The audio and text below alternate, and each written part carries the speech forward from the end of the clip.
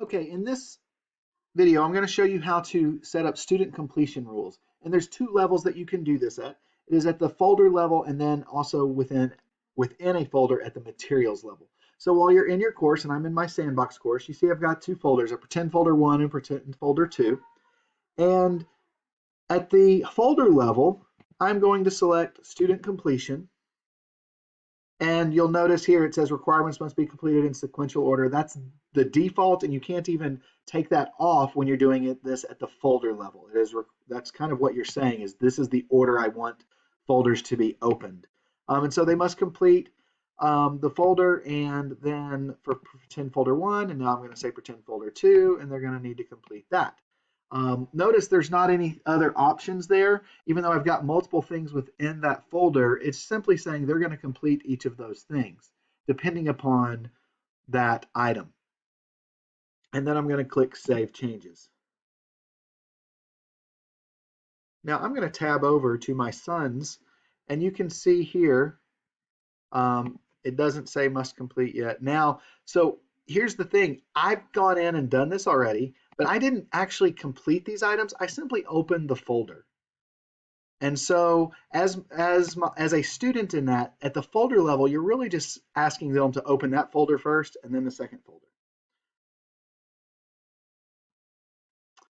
So if you want them to complete the assignment and get that done in a particular order, then you need to click on the folder and once again do options, student completion. So that's within the folder.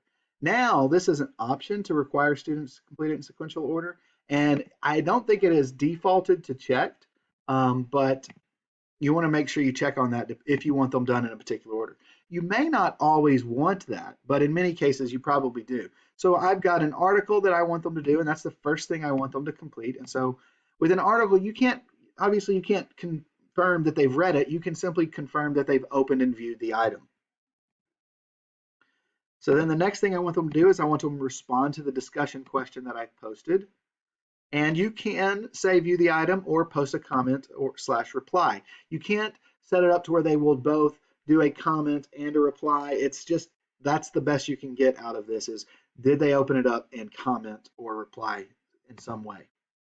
And then finally, pretend reform movement assignment that I have, they must make a submission. Now you could just have them open it, make a submission, or score at least. But keep in mind, if it's something that they have to score at least a certain score on, get a certain score on, then it is going to be up to you to make sure that grade is submitted before they can move on past that. So I generally want to make it as a make a submission. Now that's also something to keep in mind. Even a submission might be a bit much if there's not necessarily a reason for them to submit that before they move on to the next folder. So these are things to keep in mind. Do you really want to prevent a student from moving on if they don't make a submission on a particular assignment or a particular thing? So really think about, are these requirements that you want them to have? So I'm going to save those changes. And so what we've seen now is that I've shown you how to put a completion rules for at the folder level and then within a folder. One thing I want to point out, when I was in this folder and I did these rules, this is an article. It's an embedded article, and I had the option of making them view the item. If in this other folder, my second folder, I have the article embedded, but it is also set up when I set this up. I set it up to be inline. And so therefore, when I go into this folder, it's automatically been opened and viewed. Now, of course, it's not required that they actually read it or even scrolled through it. They can't manage that, but it's already been opened and viewed. And so when I decide to do student completion on this folder, the only option is the discussion post. I didn't put an assignment in this one. If there was an assignment, then that would be an option as well. But notice having them read that or look at that presentation or view that item is not an option because it's embedded in line. Because in theory, once they've even just opened the folder, they have then viewed that item. And so just keep that in mind. If you're like, well, why doesn't this show up when I do this?